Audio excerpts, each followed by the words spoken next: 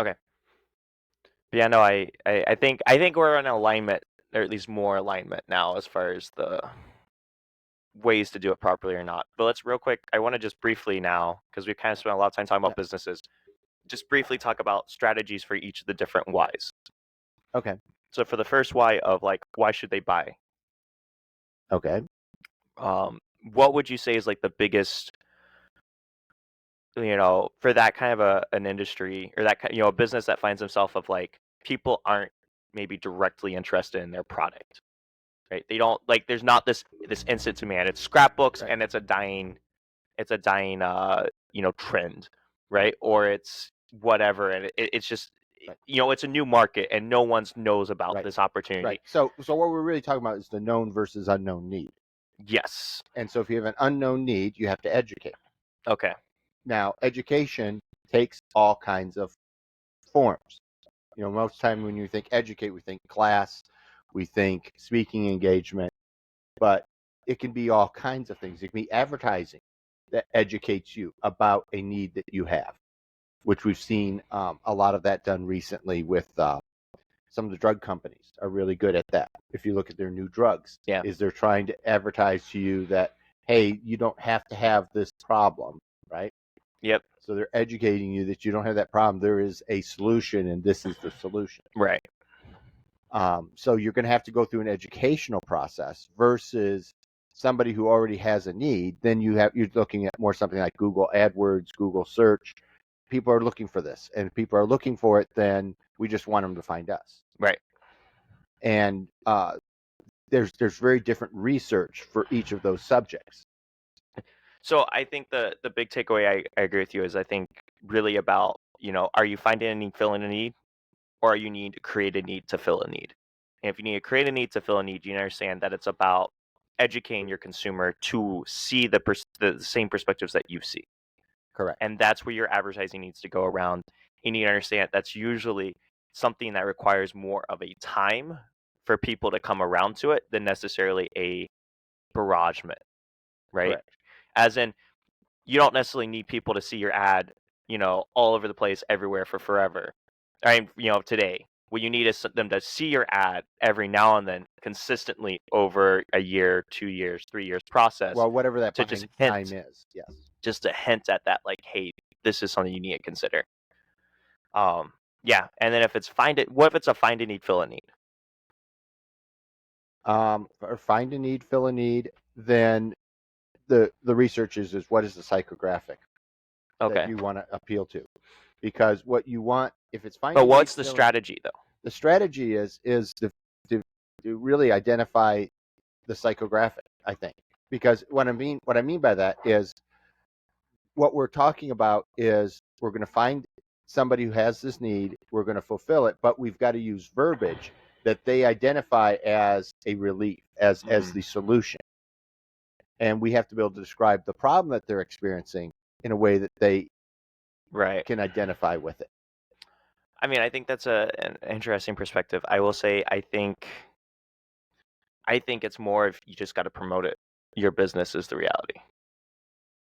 Like, that's what makes it simple. Like, think about it. Like, if you're at a farmer's market and people want what you're offering, right? And they know that they want it. You just gotta be like, hey, I'm at the farmer's market, and people will buy it. Correct. Like Yep. it's relatively simple and quick and easy. Um, that one becomes much easier to do AdWords and get success. AdWords or in your email list. Yeah, or email us or Right. Facebook Well, ads. I'm thinking like when you talk about seasonal stuff, I'm thinking like berry picking. So we used to Sure. pick Yeah, yeah, blueberries, yeah. Absolutely. and so to be notified by the farm that hey, the blueberries are ready, Yeah. that's huge. Or like I had, I think it was Lee Farms. They hit me up in an email a week ago, like, hey, pumpkin patch is open. Feel free to bring your family again. So yeah, absolutely. Uh, so there's that. Let's talk about the second why, which is why you. Because I think this is one a lot of people, in my opinion, in today's industry or today's business realms, this is the reality that most people are living in. Correct. I think most people at the end of the day have a competitor. Like, that's just, whether it's international or national or local, there's a competitor somewhere. Yes. Now, whether they're able to supply exactly like you, do exactly like you is questionable, right? Whether you've got this or that on them is questionable. But if someone just wants the end result, there's someone out there that's providing that. Correct. And when that's the case, the question is what is the psychographic that's causing them to buy? Okay. So Because, how's that affect the why you? well, the why me is that if I can provide the psychographic that you want to buy, so for instance, Walmart has talked about low price, and everybody talks about low price, but low price isn't what everybody wants. Some Yeah. people want a unique experience. Yeah. Okay, so if I want to take a vacation and I'm looking for a unique experience, I want someone who can provide that unique experience and can prove to me that. Okay. Correct? And can share with me their experiences that were unique and therefore Right. okay. So that's one way to look at it. But the other thing is as far as the psychographic is how do you uh, how do you figure out that what that is, and that requires you to spend time with your customers. Focusing on the why you though. Like how would the marketing strategy look for a why you? Let's use an easy example. Car auto detailing shop. Okay, How do you do a why you? How does the marketing strategy look for a car auto detailing shop when there's 5 others? right. Well, the question is why did these specific people come to you first of all, Okay. right? Because we were the Were, first were one you they the heard first about. one they heard about? Yeah. And if that's what you're fighting, then you're fighting a really tough battle, right? Yeah. So the question is what can you do to be the most memorable one? Maybe. Okay. How do I make this experience for getting your car detailed a special experience that you want? Okay. And I don't know whether that's something as simple as a massage chair or pick up and return or what. Okay. But it depends on your psychographic, how far away people come. Yep. There's some services that people travel a long distance to get to. And because they're the only one and it has to be done by a physical person. I can't mail it to you. But to your point, I think the key things that you're talking about are all like you need to understand what your market segment wants. And your market segment is defined by however you define it. Right? Like I'm going to keep going back to that because your market segment can be local people within 10 miles, it can be people within a certain budget range, and be people within a certain, whatever. But being aware of your market segments that you've set up and what they have in mind and what Correct. they care about is really what you're saying it comes down to. Correct. And I would agree with you on that.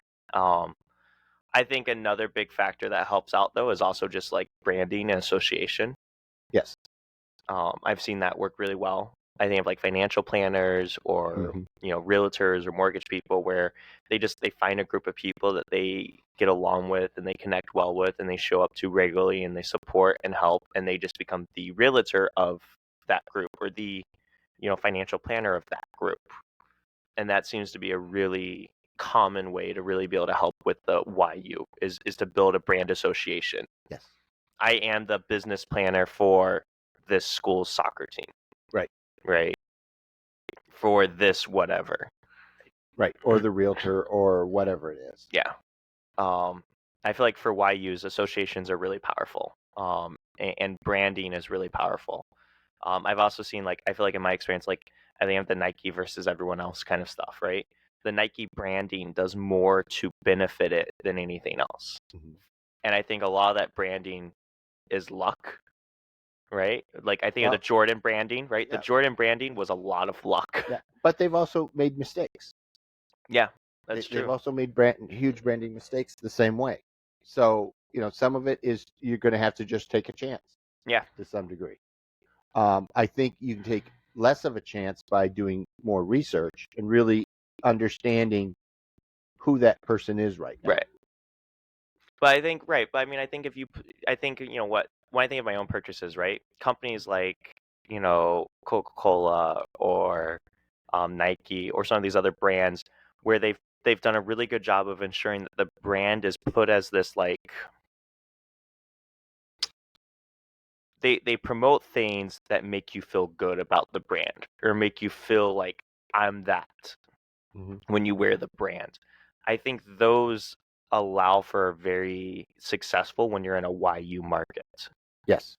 right? Being able to build that association of like when you see my brand, you think of this memory of childhood or this Right. memory of Right. that Right. is very Right. powerful. Well, there's And that. that kind of focus on branding, I think, is Right. really, really Right. incredibly powerful. Correct. So you've heard of Chico, I recognize the name. okay? I haven't, Women's clothing. like, yeah, Okay. yeah, I know. I recognize the Okay. name. I don't, Forever 20 is their competitor. Forever 21. Okay. Forever 21 is their competitor. And Chico is for the woman who, between the ages of 20 and 40, wants to still look like they're in their 20s. Okay. Okay. And that's their specific market segment. That's who Mhm. they appeal to. Okay. If you go in their store, you will see a, a inordinate number of stalls to try clothes on Okay. because they want to make sure that it fits, number one, but more importantly, that you have the look that you're looking for. Right. And if you're looking like you want to look in your 20s, even though you're in your 30s or 40s, right, Yeah. they're the place to go. And so, to your point, it's that psychographic, but you've got to know what that psychographic Yeah. is that you're going after, and then you need to advertise. And brand yourself towards it, though. Now, yes, you're an older woman, but you don't want to be old. Yeah. No, you're still vital. Fertile. What? No. I'm talking about as far as moving around and doing things, and still, when you're in your 20s, your whole life is ahead of you, and you're still Yeah. growing and building out. When people get in their 30s, that growing and building out a lot of times goes away. Sure. And what I'm talking about for Chico is they're looking for that woman who still wants to have that 20s mindset Right. of I'm growing, I'm doing something bigger and better. Yeah. I'm older. Yeah. Right. No, I get what you're saying. Yeah, I don't know the answer on the word that you were looking for, but yeah, no, I get that. And yeah, but I think Chico's would not do as well trying to advertise, you know, 20% off coupons, we'll say, right? Or buy one get one free coupons as they would as promoting the branding of like we help women look like this or we supported this party or this, Exactly. event. Like that would be way better advertising dollars spent for them than them focusing on the deals that they have. Exactly. And you and I have never seen advertising for Chico's No. because And we should. we're not in that market segment. We shouldn't be there. We shouldn't know who that is. Yeah. No, that's a really good point. Yeah. I like that. Okay. And then the third why, which is why now? Yeah. Why now is this whole thing of urgency. So some of it is the Kohl's, 20% off cash or 50% sale this week, and Yeah. you'll get $30 of Kohl's cash that you can spend next week on what's not on sale Yeah. to offset this not on sale price or help us clear out the rest of the on sale stuff that didn't sell to the degree that we wanted it to. Um, that's always been a very popular thing, but unfortunately, a lot of businesses don't realize that that's not necessarily where they really want to be. Yeah. Most businesses don't want to live on from sale to sale. And why don't you talk about some of the other alternatives? Well, I mean, I think there's a bunch of alternatives. I think the why now, honestly, when I think of it, I a lot of times think of it more in the regards to I really like thinking of it more in the seasonal regards. I hate the sales pressure tactics. I feel like sales pressure tactics really, while they work and they make you money today, it doesn't allow for that brand or business to be a longevity business because it kind of puts a bad taste in your mouth, right? I kind of think of like when I bought my Civic, and I still have a bad taste because I like wanted to wait a couple of days to really think of my options, and the salesperson was very pressuring to just do it today. And it's not that I regret having bought my Civic, but I regret the I just hate that pressure that I felt to like need to make a decision when I wasn't comfortable. Mm-hmm. And so for me, I'm like, there's a bunch of tactics that you see all over the place that people do to pressure a sale today. And I'm not a big fan of that if it's at the detriment of someone else. What I do like is when you pressure the why now because it makes sense for both people, right? And I mean, it's like we recently received that. Um, I guess you could call it a letter. I really don't know what it was. It wasn't a postcard. It was a full size page Oh yeah, promotional yeah. thing. One page. It was instead of being a postcard size It was a thing, one it page was a 4 feet postcard and a half by basically. 11 inch postcard. But like I think of them with like the tree cutting where they're like, hey, we're going to be in your area on this date. If you'd like, if you have a tree you need cut, we can work out some kind of a deal so that it works out for all of us because we're going to be in your area. And to me, that makes a lot more sense to have those kind of promotions like, hey, we're going to be in your area, right? We'll give a discount. Or, hey, we're going to be doing a pop up event at this location with 10% off, right? Right? But what you're also talking about, Josh, is the modern consumer. So in my day, the sale was the thing that drove people forward, and everybody expected the sale, and the sale price was the price that the thing was really worth. Right. Okay, you younger buyers, millennials and Gen Zers, don't care. They care a lot less about price and sales. I I would mean, they, disagree. they still like sales, but it's not the motivation it was for us. I'm just telling you right now. No. And, But and what I'm saying by that is they want to buy, they don't want to be sold to. yes. And that's one of the key things is that even when you're doing a sale, you can feel like feel like you're being sold to. And if you feel and people feel like they're being sold to, they're not going to buy. Yeah. What people want is the opportunity to buy. And it's a slight difference, and the verbiage is slightly different, but it makes a world of difference of how it's perceived by your. No, yeah, I agree.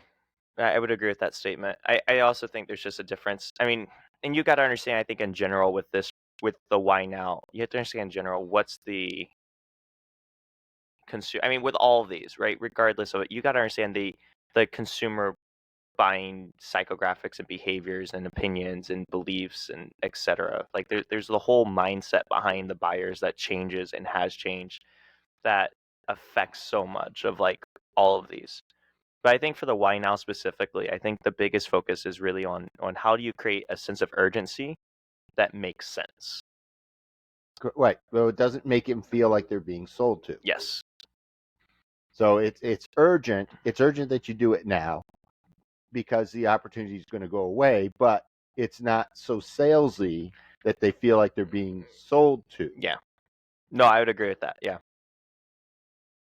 Yeah. And I agree. that's a It's a factor. good way to put it. I think a lot of folks are missing today, and a lot of the advertising out there I'm seeing is missing. And smaller businesses get hammered on this more than larger businesses because larger businesses have got more people, more hands touching. Well, I think of even like, I mean, to your point, I think of even like, I'll give you two simple ads I think would do very differently. And I think one would actually do much better. To your point, you could run an ad on, hey, we're doing a discounted pottery class that's, 20% off right now. Mm-hmm.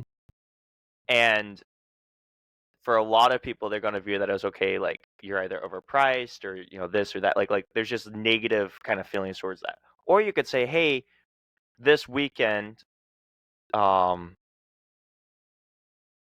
something's going on, right? Or we want to offer a opportunity to get people into pottery because we know the difficulties of you know financially for certain people to get into pottery, so we're going to offer it at a discounted rate. I think if you justify your rates and your sales, it becomes much more of you're an honest business who's looking to help versus okay, you're just another scammy department store basically. Mm-hmm. Because the department stores are known as more or less scam places because they're known as the places that have sales and then they don't have sales. And if you buy something on full price at a department store, you're an idiot. It's kind of like the whole sticker price thing of cars. You buy a sticker price car, you're an idiot, right? Is like the connotation. But I think for my generation, we want to buy sticker price. We just want the sticker price to be fair. Right. Well, that's what everybody wants is they want to get more value than what they pay in money. Yeah. In dollars. And as long as you provide that, that's great. All right. And then, so let's just move on to the fourth why real quick. So why they should be happy about the purchase. How would be a strategy for this? Like, what would be a focus that you would focus on for this? I think the real strategy is to sit down and look again at what people why did they buy it? Yeah. What was their motivation, and then how can we make that motivation better? Um, Okay. I'm thinking some places. I'm thinking what pops in my head is like the Cheesecake Factory. Okay, Okay. Sure. so their plates are intentionally too big Okay. so that you can bring some home. And so the idea is you go in, you have a meal, and then you always have some to bring home for lunch, for later that night, whatever. Okay? And so you're not just buying a meal, you're really, in essence, in your mind, buying two meals, and consequently, they charge a third more. I don't know if they're specifically doing. I know other places have done those kind of deals though, and promotions. Yeah. I mean, I think that's an option. I think it's more of like I would focus on the post purchase excitement is really where I think for that one. Okay? So So like we've same talked example. about boxes, right? We've talked about boxes and packaging and that kind of thing. But I'm I thinking think it should more. be more than that. I'm thinking I'll give Izazuri, right, a shout out to the point. I wouldn't focus on the wearing of the jewelry necessarily or the purchase of the jewelry. Like while that's great and that's exciting and all, I would focus on all the compliments that people give you when you wear the jewelry. And I would want to run ads of like someone saying, "Oh, wow, that's a really nice bracelet," or "Oh, that bracelet like really touches up the outfit." And those kind of compliments or those kind of conversations, right? Get someone who's like a professional photographer to sit there and like show them without the jewelry and then with the jewelry on, and have them talk about the changes that it creates in the eye and the changes it creates in like the focus and everything. And those kind of, and then creating, so that way when you buy the jewelry, you're in your head already creating this whole like good feeling that other people are having towards it and towards you. Does that make sense? Oh, that's good. That's good. So I would do that. Would be kind of more of my focus, would be that post purchase, like getting people so that after they bought it, like realize that they want to feel good about themselves for having bought it, and creating everything possible in an ad and in marketing to make them feel that way, if that makes sense. Like Apple. I mean, yeah, Apple's definitely done that to a degree with some of their products. I don't know if I would use them as a great example. Well, Apple folks are a step above. Apple folks No, I are the agree. I leaders don't in know. I technology don't know how well I of would the say that latest they've done technology. ads wise though on promoting that. No, but that's what their brand has meant, Yes, and that's what they I would agree from have a played branding. on. That they've played on. Oh yeah, I would agree from a branding. I'm thinking more of trying to think of a good company. I know Coca-Cola is a good one that I like because their ads are always just enjoying a Coke together Mhm. and sharing a Coke is their big thing, and I think that's really powerful. Nike is another one. Honestly, I think Nike's is really powerful with the inspirational stuff. Of Mhm. like being the ultra athlete, just do it. Put in the work and make it happen. I think things like companies like that and brands like that do a great job of just creating this whole emotional attachment to like, yeah, I made the right purchase, and Mhm. creating this very positive view of yourself. Because and to this point, I think one of the things that everyone, in my opinion, I don't care who you, I shouldn't say everyone, but almost everyone in the world struggles with is like self-esteem Yes. and self-acceptance. Yes. So if you can create an ad that makes someone feel good about themselves, and it involves how your product should make them feel good, Mhm. they're going to want to buy it. And Right. they're going to want to buy it again and again and again, because it continually gives them that self affirmation and that self esteem boost that they need to feel good Right. so that they can perform their best. And I think that's very powerful branding that a company is able to do when done properly. I agree. I agree. Um, but yeah, any final thoughts or any final touches on this one? No, no. I think you've covered it good, and we've talked about it a couple different ways. And so I'm hoping that something will click with someone out there that will help them realize that, oh, we may have missed something. Yeah. No, I think I love this one. Um, Absolutely.